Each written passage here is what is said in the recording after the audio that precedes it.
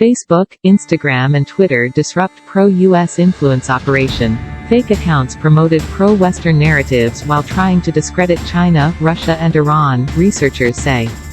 Facebook, Instagram and Twitter disrupted pro-United States covert influence operations that used deceptive tactics to shape opinion in Central Asia and the Middle East, according to a report by Internet researchers.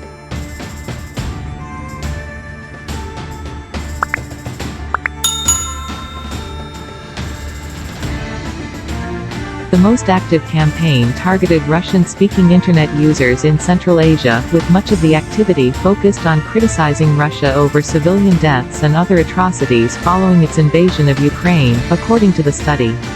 These posts primarily focused on U.S. support for Central Asian countries and their people, presenting Washington as a reliable economic partner that would curb the region's dependence on Russia, the report said. Other posts argued that the U.S. was the main guarantor of Central Asia's sovereignty against Russia, frequently citing the war in Ukraine as evidence of the Kremlin's imperial ambitions. The Central Asia campaign, consisting of 12 Twitter accounts, 25 Facebook profiles and pages, and 10 Instagram accounts, also spread negative messaging about China's treatment of the Uyghurs in Xinjiang, where human rights activists say more than 1 million ethnic minority Muslims have been detained without trial.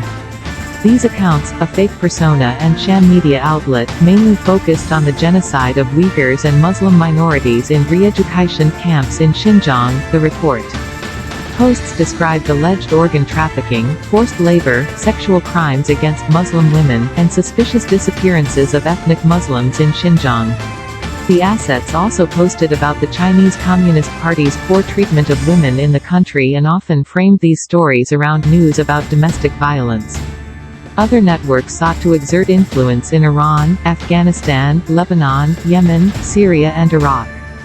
In some cases, the accounts shared news articles from Washington-funded media outlets, including Voice of America and Radio Free Europe, and links to websites run by the U.S. military.